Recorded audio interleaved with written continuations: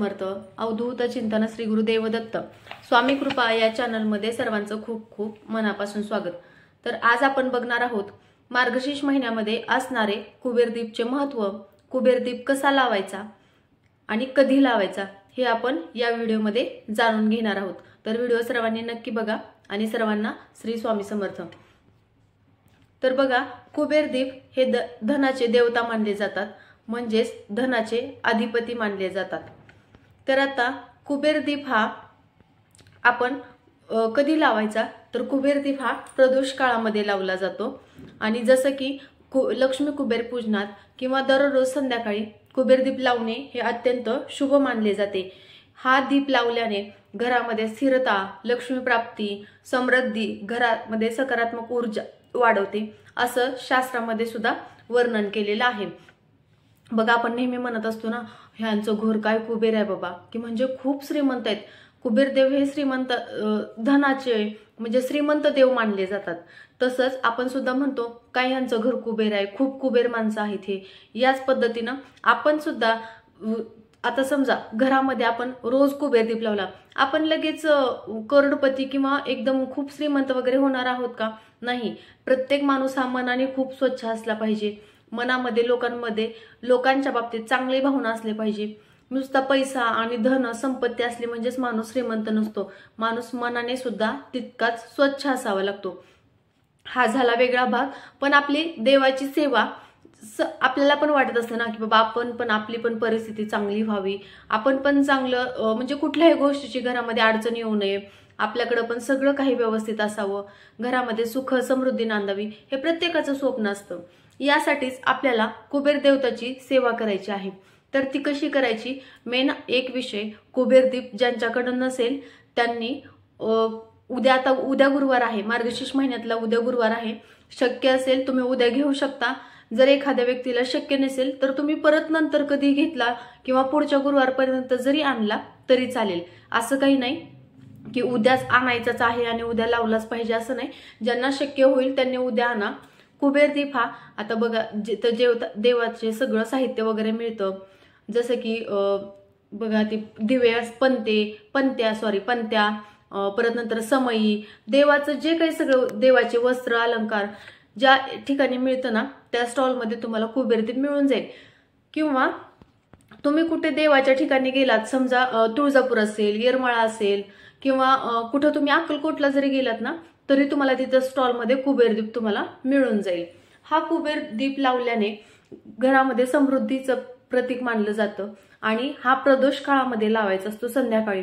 आता काही बऱ्याच महिला लावतात, कोणी गुरुवारी शुक्रवारी लावतं, कोणी परत नंतर पौर्णिमा किंवा धनत्रयोदशी दिवाळीमध्ये सुद्धा कंटिन्यू कुबेरदीप लावला जातो आणि गुरुवारी आणि शुक्रवारी सुद्धा लावतात। काही महिला रोज प्रदोष काळामध्ये लावतात। शक्य असेल रोज प्रदोष काळामध्ये लावला तरी चालेल, किंवा ज्यांना शक्य नसेल त्यांनी गुरुवारी किंवा शुक्रवारी किंवा पौर्णिमा, आता बऱ्याच महिला पौर्णिमेला सत्यनारायण करत असतात। ज्यावेळेस तुम्ही सत्यनारायण करत असतात त्यावेळेस लक्ष्मी माता, वरुण देवता, गणपती बाप्पा यांची पण सेवा होते, त्याबरोबरच तुमची कुबेर देवतांची पण सेवा होऊन जाईल। म्हणजे तुम्ही ज्यावेळेस पूजा मांडणे वगैरे करणार आहात त्यावेळेस तुम्ही पण कुबेरदीप लावायचं, म्हणजे कुबेर देवाची पण सेवा होऊन जाईल। तर आता कुबेरदीप लावल्याने घरामध्ये धनप्राप्ती आणि स्थिरता होते। कुबेरदेव हे धनाचे अधिपती मानले जातात, त्यांच्या नावाने दीप लावल्याने आर्थिक स्थैर्य येते, अचानक खर्च कमी होतात, घरामध्ये लक्ष्मीचा वास राहतो।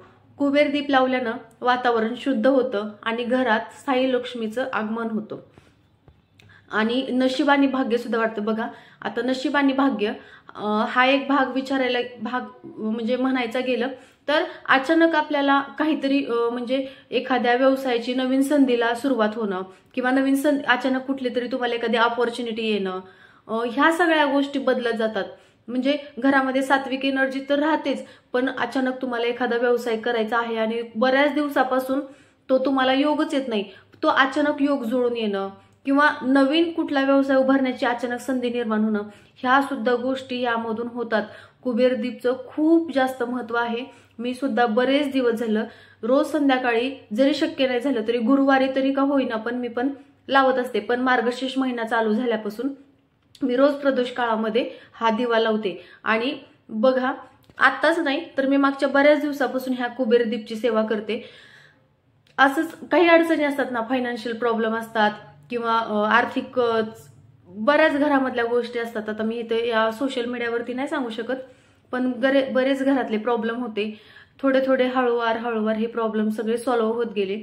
आणि एक अशी म्हणजे खूप छान इम्प्रूव्हमेंट होत गेली की मग परत नंतर असं या स्थितीला आल्याच्या नंतर जरा थोडं पास्टमध्ये गेलं ना, म्हणजे आपला भूतकाळ जर पाहिला ना, की तेव्हा खरंच जाणवते, हो बाबा तेव्हा खूप परिस्थिती वीक होती आणि आता तरी बाबा थोडीफार स्ट्रॉंग झाली आहे आणि अजून आपण अशी सेवा केली यापेक्षा सुद्धा खूप चांगली होईल. हा मनात पॉझिटिव्ह विचार पण ठेवायचा.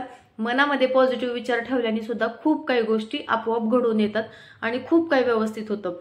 आता ज्या ठिकाणी व्यवसायामध्ये म्हणजे म्हणतात ना की कोणी ग्राहक वगैरे जास्त येत नाहीत, लोकांकडे पैसे वगैरे अडकलेत, तर तुम्ही तिथं तुमचं ज्या ठिकाणी स्टॉल आहे, तुमचा ज्या ठिकाणी बिझनेस आहे, तुम्ही तिथे एखादा लक्ष्मीचा वगैरे फोटो ठेवलाच असेल किंवा श्रीयंत्र असेल, कुबेर यंत्र असेल, त्यासमोर सुद्धा तुम्ही हा कुबेर दीप लावू शकतात. जसे की दुकान आहे किंवा ऑफिस आहे, पैसे अडकू नयेत, व्यापारामध्ये प्रगती व्हावी यासाठी सुद्धा तुम्ही हा दिवा लावू शकतात. तर आता हा दिवा कुठे लावायचा? हा दिवा घरामध्ये जर समजा तुम्हाला एखाद्या गुरुजींनी वगैरे सांगितलं असेल की बाबा तुमच्या घरामध्ये वास्तुदोष आहे, तर तुम्ही त्यावेळेस हा दिवा ईशान्य कोपऱ्यात लावायचा. पण तुम्हाला शक्य नाही झाल्यास ईशान्य, आता प्रत्येकाच्या ईशान्य दिशेला काही ना काही गोष्टी असतात किंवा कोणाचं काहीतरी एखादी रूम असते किंवा कोणाचं काहीतरी तिथे काही वस्तू ठेवलेल्या असतात.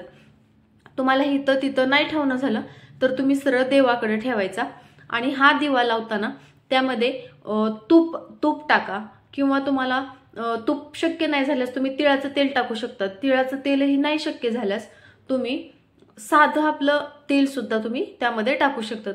2 वाती त्याच्यामध्ये टाकायच्या, 2 वाती लावायच्या. वाती लावल्याच्या नंतर त्या दिव्याला प्रज्वलित करायचं, हळदी कुंकू लावून त्याची पूजा करायची, फूल अर्पण करायचं, अक्षदा व्हायच्या आणि त्या कुबेर दीपला नमस्कार करायचा आणि सांगायचं तुमची अडचण, माझ्या घरामध्ये सतत आर्थिक तंगी येत आहे, माझ्या घरामधले काही गोष्टी म्हणजे अडचणी आहेत, या अडचणींवर मात होऊ द्या, माझ्या घरामध्ये लक्ष्मीचा वास राहू द्या, माझ्या घरामधलं दारिद्र्य दूर होऊ द्या, असं तुम्ही कुबेर दीपला तुम्ही विनंती करायची, प्रार्थना करायची आणि तुम्हाला परत नंतर तो दिवा प्रज्वलित केल्याच्या नंतर त्याचं दर्शन घेऊन तुम्हाला जो काही मंत्र म्हणायचा आहे तो मंत्र मी तुम्हाला शक्य असल्यास डिस्क्रिप्शन बॉक्समध्ये देईल किंवा मी तुम्हाला सांगते. कुबेर मंत्र, ओम यक्षाय कुबेराय वैष्णवनाय धन्य धान्य दीपते नमा. हा मंत्र तुम्ही 108 वेळा म्हणायचा. 108 वेळा नाही शक्य झाल्यास तुम्ही 16 वेळा तरी हा मंत्र म्हणायचाच. कारण नुसता दिवा लावला आणि प्रार्थना केली म्हणजे असं काही नाही, लगेच आपल्याला सगळ्या गोष्टी शक्य होतील. त्याबरोबरच आपण जे करतो त्याबरोबरच आपली सेवा सुद्धा तितकी प्रबळ आणि घट्ट असायला पाहिजे. आपल्याला तुम्हाला शक्य नाही झाला ना 108 वेळा, तुम्ही 16 वेळा का होईना पण तुम्ही रोज कुबेर मंत्र म्हणायचाच. रोज कुबेर मंत्र 16 वेळा, लक्ष्मी गायत्री मंत्र 16 वेळा, विष्णू गायत्री मंत्र 16 वेळा. सकाळी तुम्ही सगळी देवपूजा वगैरे करत असतात ना, त्यावेळेस तुम्ही विष्णू सहस्रनाम लावून ठेवलं, व्यंकटेश स्तोत्र लावलं किंवा व्यंकटेश स्तोत्र म्हणायला जास्त वेळ लागत नाही, तुम्ही व्यंकटेश स्तोत्र म्हणा, पठण करण्याचा प्रयत्न करा. विष्णू सहस्रनाम तुम्ही मोबाईलवरती लावलं तरी चालेल. आणि सकाळी सकाळी श्रीसूक्त पण पठण करणं नसेल शक्य ना तुम्हाला तरी श्रवण तरी करा, म्हणजे मोबाईलवर लावून ठेवा, महालक्ष्मी अष्टकम पण लावून ठेवा. बघा सकाळी तुम्ही जेव्हा ह्या गोष्टी सगळ्या करताना तेव्हा सुद्धा तुम्हाला घरामध्ये किती पॉझिटिव्ह एनर्जी वाटते ना. बघा तुम्ही याचा पण अनुभव घ्या. रोज सकाळी ह्या गोष्टी तुम्ही सकाळी उठल्या पहिलं मोबाईलवरती लावून द्यायचं तुम्ही हे सगळं आणि मग परत नंतर बघा घरामध्ये सुद्धा म्हणजे आळस येत नाही, सगळ्या कामाला सुद्धा खूप छान अशी एनर्जी येते. करून बघा नक्की. आणि मग परत नंतर प्रदोष काळामध्ये परत सेवेला ह्या सगळ्या गोष्टी रिपीट घ्या, काही फरक पडत नाही. आपण जेवढी सेवा करेल तेवढा आपण पटपट आपल्यामध्ये इम्प्रूव्हमेंट होईल. तर ह्या सगळ्या गोष्टी करायच्या आहेत. आणि हा कुबेरदीप ज्यावेळेस तुम्ही लावताना त्यावेळेस कुबेरदीपच्या खाली एखादी डिश ठेवा किंवा एखादा पाट ठेवला तरी चालेल, तसाच ठेवायचा नाही. परत नंतर हा दिवा लावताना उत्तरेकडे लावायचं, उत्तरेकडे तोंड करून लावायचं, म्हणजे त्या दिव्याची जी ज्योत आहे ना ती उत्तरेकडे करायची. असं म्हटलं जातं ज्या वेळेस आपण हा दिवा लावतो त्यावेळेस आपल्या घराची उत्तरोत्तर प्रगती होत जाते. आता असं पण म्हटलं जातं, बघा आता बरेच घरं उत्तरेकडे पण तोंड करून असतात, बरेच घरं दक्षिणेकडे पण, मेन डोर दक्षिणेकडे पण असतो, कोणाचा पूर्वेकडे असतो, कोणाचा पश्चिमेकडे असतो, कोण म्हणतं दक्षिणेकडे नसावा.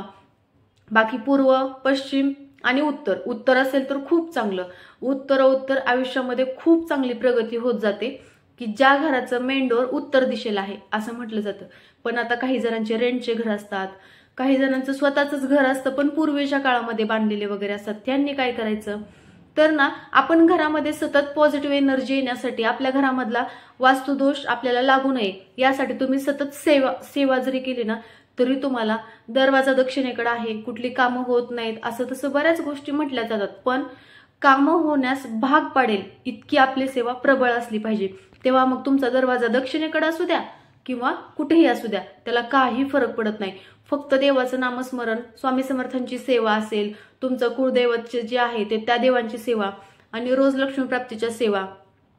घरामध्ये आपल्या दाराच्या अंगणामध्ये तुळस असणं महत्वाचं आहे. तुळशीपाशी रोज तुपाचा दिवा लावायचा, अगरबत्ती लावायची.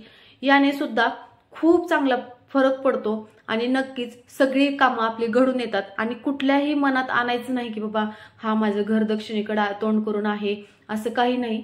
तुम्ही फक्त चांगल्या सद्भावनेने सेवा केली ना, सगळं काही व्यवस्थित होतं. आणि सगळं काही तुम्ही आपल्या स्वामी समर्थांवरती तुम्ही सोडून द्या, सगळं महाराज व्यवस्थित करतात. फक्त मनामध्ये चांगली, लोकांबद्दल चांगली भावना, लोकांबद्दल वाईट बोलणं, ह्या सगळ्या गोष्टी ना आपल्या मनातून काढून टाकायच्या. निगेटिव्ह विचार मनात आला ना लगेच श्री स्वामी समर्थ. मी तरी हेच करते. समजा थोडाफार पण निगेटिव्ह मनात विचार आला ना, श्री स्वामी समर्थ, श्री स्वामी समर्थ.